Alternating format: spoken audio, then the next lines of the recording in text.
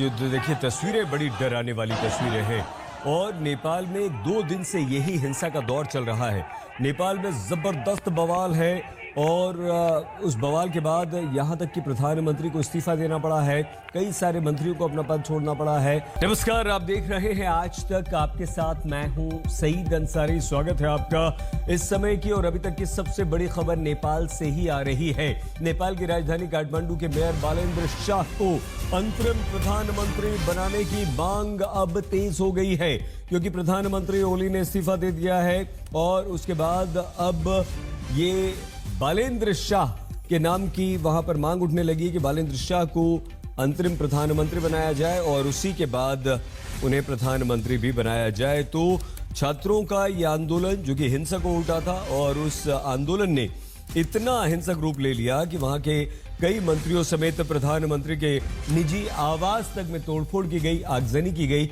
अब युवाओं में लोकप्रिय बालेन्द्र शाह को नया प्रधानमंत्री बनाने की मांग तेज हो चुकी है और अंतरिम प्रधानमंत्री भी ये कहा गया है, इस तरह की खबर आ रही है कि काठमांडू के मेयर को ही बनाया जाए। काठमांडू नेपाल की राजधानी लिए चलते हैं, हमारे साथ पंकज जुड़ चुके हैं। पंकज, शाह को प्रधानमंत्री बनने की अब मांग उठने लगी, इस बारे में कोई आधिकारिक जानकारी मिल पाई है या बालेन्द्र शाह की सिर्फ युवा मांग कर रहे हैं?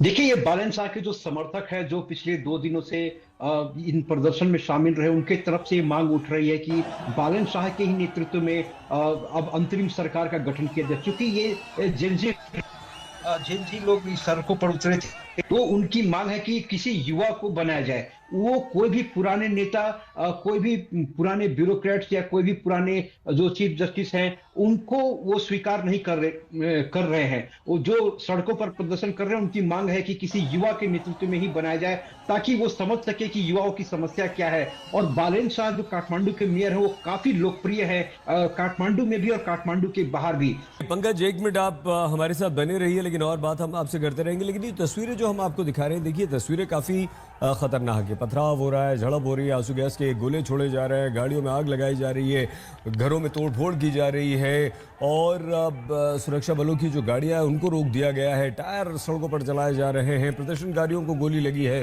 कल 20 प्रदर्शनकारी मारे गए थे, गेट तोड़ दिए गए हैं। ड्रोन से जो तस्वीर ली गई है वो बेहद डरावनी तस्वीरें। कहने का मतलब ये है कि नेपाल जल रहा है, युवा सड़कों पर है और वो संसद तक में घुस गए, वहां तक उन्होंने आगजनी कर दी है। संसद की गेट पर आगजनी हुई है। हेलीकॉप्टर से मंत्रियों का रेस्क्यू, मंत्रियों के परिवारों का रेस्क्यू करना पड़ा है। प्रधानमंत्री ओली को इस्तीफा देना पड़ा है। लेकिन जो तस्वीरें हैं वो काफी डराने वाली तस्वीरें हैं और पूरा नेपाल जो है इस समय वो हिंसा की आग में झुलस रहा है। प्रधानमंत्री को इस्तीफा देना पड़ा है। बालेन्द्र शाह जो कि काठमांडू के मेयर हैं उन्हें, और ये आगजनी की तस्वीर देखिए। अब ये मंत्रियों के घरों को जलाया गया है। ये निजी जो घर है, सरकारी घरों में तो फिर भी सुविधा है, प्रधानमंत्री ओली के निजी घर में भी यही स्थिति हुई है। कई मंत्रियों को इस्तीफा देना पड़ा है, आगजनी की गई है, तोड़फोड़ की गई है और बुरी तरह से वहां पर स्थिति नियंत्रण से बाहर होती गई है। आज शाम को हालांकि ओली ने एक बैठक बुलाई थी, लेकिन जिस तरह से वहां पर स्थिति नियंत्रण से बाहर होती जा रही थी, उन्होंने इस्तीफा देना बेहतर समझा और खबरें ये भी आ रही थी कि वो नेपाल छोड़कर दुबई जा रहे हैं, बीमारी का बहाना बनाकर। कई युवा घायल बताए जा रहे हैं। कल भी 200 से ज्यादा युवा घायल थे। आज जो खबरें आ रही थी घायलों की, उनमें कहा गया कि 500 से ज्यादा युवक घायल हैं। 20 लोगों की कल मौत हो चुकी है और स्थिति बेहद डरावनी और खतरनाक है। युवा प्रदर्शनकारी सड़कों पर निकले हुए हैं। अमित भारद्वाज से संपर्क करने का हम प्रयास कर रहे हैं। अमित, अगर हमारी आवाज आ रही है तो आप कंफर्म कीजिए, वहां की स्थिति के बारे में हम आपसे बात करें। अमित, आवाज आ रही है हमारी? जी बिल्कुल। देखिए, मैं अपने दर्शकों को, हमारे दर्शकों को तुरंत तस्वीर से समझाता हूं कि इस वक्त काठमांडू में क्या हो रहा है। आमतौर पे लोग ये मान के चलेंगे कि क्योंकि प्रधानमंत्री केपी शर्मा ओली ने इस्तीफा दे दिया है तो स्थिति नियंत्रण में आ गई है।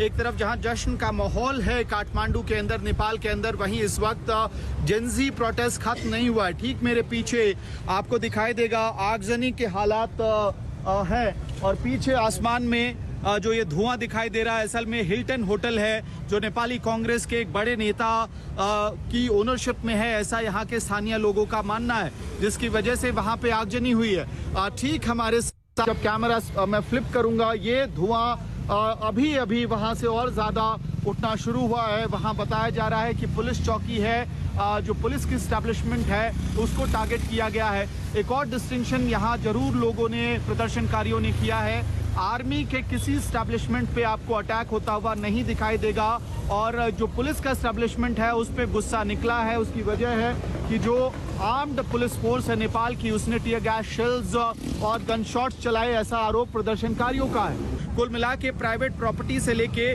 सरकारी संपत्ति तक सब कुछ आग के हवाले किया जा रहा है। कल तक ये प्रदर्शन शांतिपूर्ण तरीके से किया जा रहा था, लेकिन आज जब प्रदर्शनकारी आए तो उन्होंने स्पष्ट रूप से कहा क्योंकि 19 लोगों की जान गई है, प्रदर्शनकारियों की जान गई है, इसलिए अब शांति सिर्फ इकलौता रास्ता नहीं हो सकता है। फिर हमने स्थिति सुबह से खराब होते हुए देखी। वीरगंज नेपाल से रोहित इस समय। रोहित, क्या स्थिति है वहां पर? सईद, अगर बीरगंज की बात करें तो बीरगंज में आपको हम तस्वीरें दिखा रहे हैं। आप देख सकते हैं तमाम दुकान प्रतिष्ठान जो है पूरी तरीके से बंद है। ये बताइए, प्रधानमंत्री का इस्तीफा होने के बावजूद भी ये तस्वीरें क्यों, ये आगजनी क्यों, ये हिंसा क्यों? क्योंकि इसलिए कि अब सरकार को बदलना जरूरी है। अब ये केपी ओली सरकार नहीं चलेगी, या तो राजतंत्र चलेगा या फिर आर्मी चीफ देश का कमांड ले। राजतंत्र की क्यों आप लोग मांग कर रहे हैं लगातार? पूरी नेता तो भ्रष्ट कर चुका है पूरे नेपाल को। आप देख रहे हैं ये उसी का सीन है। 12 साल के बच्ची को गोली मारना, 15 साल के बच्ची को गोली मारना, 18 साल के लोगों को गोली मारना, ये तो किसी देश के संविधान में नहीं है। यहाँ का युवा लोग का भविष्य बहुत अंधकार में है सर। हाँ। यहाँ का युवा का कोई वेल्युएशन नहीं है, कोई वो नहीं है कि जो कि आगे के लिए अपना फ्यूचर देख सके। क्या नाराजगी, कल जो नरसंहार एक हुआ था जिसे कहा बहुत लोग कह रहे हैं, उसको लेकर भी नाराजगी है? जी जी जी सर, वो नाराजगी इसलिए है कि यहाँ का युवा जो जेड कह के यहाँ पे जो नारा निकाला गया है आफ्टर 2000 के बर्न के बाद, ये जेड क्या करना चाहता है, जो आज की सिस्टम जो चल रही है वो ये सोशल मीडिया के ऊपर है, जो कि सरकार को ये बैन नहीं करनी चाहिए थी, जिससे कि ये बहुत सारे युवा लोग इससे जुड़े हुए हैं। ऑनलाइन बिजनेस हुआ, ऑनलाइन काम हुआ, ऑनलाइन पढ़ाई हुआ, ये सारी चीज़ ये यहाँ का युवा लोग की मांग थी, जिसको ये सरकार ने बैन करके ये क्या तानाशाही करना चाहती है यहाँ का सरकार, इसका कोई जवाब नहीं है। विकल्प क्या है बताइए, आप स्थानीय लोग हैं यहाँ पे, विकल्प क्या है? अब विकल्प अब इसका यही है कि अब इसके लिए राजतंत्र आए या फिर आर्मी चीफ को जाए। उसके अलावा कोई विकल्प नहीं है? कोई किसी नेता पे कोई भरोसा नहीं है? कोई भरोसा नहीं है। यहाँ पे नेता है ही नहीं, सब हत्यारा है लोग। प्रधानमंत्री ने इस्तीफा दे दिया है। प्रदर्शनकारी इतने भड़क गए हैं कि 4 बार के नेपाल के प्रधानमंत्री शेर बहादुर देउबा और उनकी पत्नी जो मौजूदा विदेश मंत्री भी हैं, उन्हें भी भागना पड़ा है। ये स्थिति है और ये डर और दहशत का माहौल है। मंत्रियों पर हमले हुए, उनके घरों पर हमले हुए, उन्होंने इस्तीफा दिया है, हेलीकॉप्टर से रेस्क्यू किया गया है। और ये देखिए, पूर्व प्रधानमंत्री और उनकी विदेश मंत्री पत्नी को इस तरह से भागना पड़ रहा है। उनके साथ बदसलूकी हुई है, उन पर हमला हुआ है। नेपाल में स्थिति बेहद खराब है। ये गुस्सा सरकार के खिलाफ है, ये गुस्सा उनके मंत्रियों को लेकर है और पूर्व प्रधानमंत्री को निशाना बनाया गया है, मारा गया है। कम से कम 10 मंत्री ऐसे हैं जो इस्तीफा दे चुके हैं, प्रधानमंत्री इस्तीफा दे चुके हैं। तस्वीरें अमित बहुत ज्यादा खतरनाक आ रही हैं। आगजनी की तस्वीरें हैं, तोड़फोड़ की तस्वीरें हैं, संसद पर में घुस गए हैं। प्रधानमंत्री के निजी घर में कई मंत्रियों के निजी घरों को आग के हवाले कर दिया गया है। अब सबके इस्तीफे के बाद भी ये स्थिति शांत क्यों नहीं हो रही है? कारण क्या लगता है?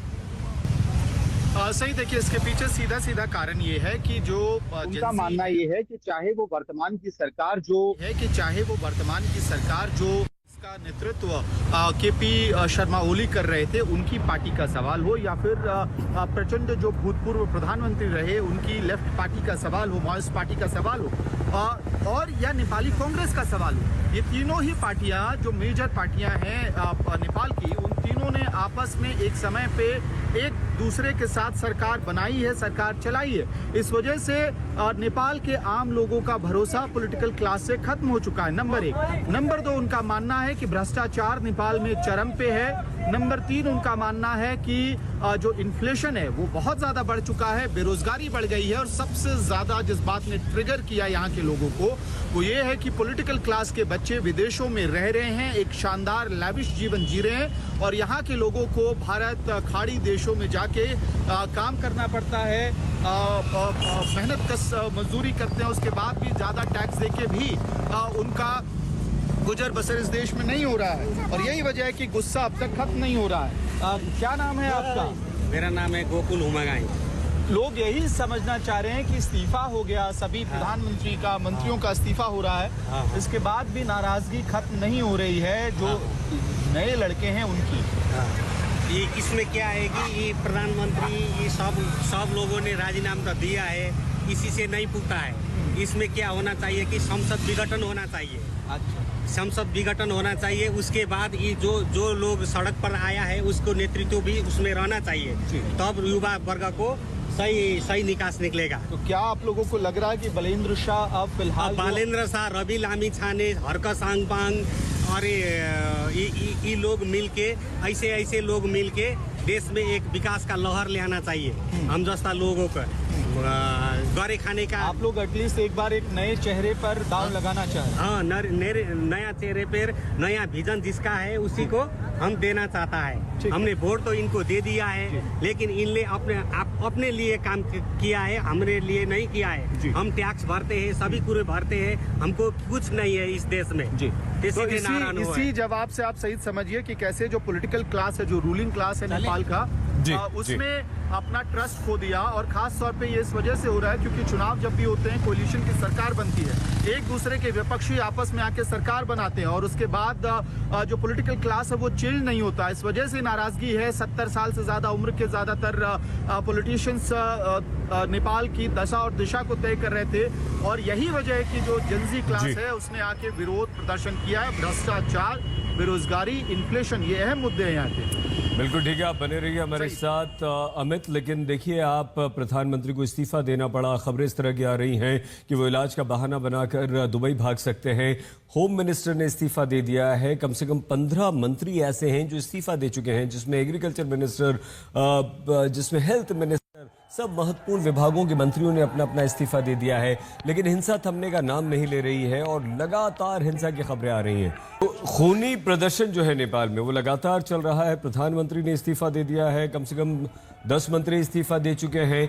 कुल मिलाकर 15 मंत्रियों के इस्तीफे हो चुके हैं, लेकिन हिंसा थमने का नाम नहीं ले रही है। छात्र, जेनजी लगातार सड़कों पर। बहुत छोटे से ब्रेक के लिए हम रुक रहे हैं और इसी खूनी हिंसा पर हमारी कवरेज लगातार जारी है। देखते रहिए आज तक।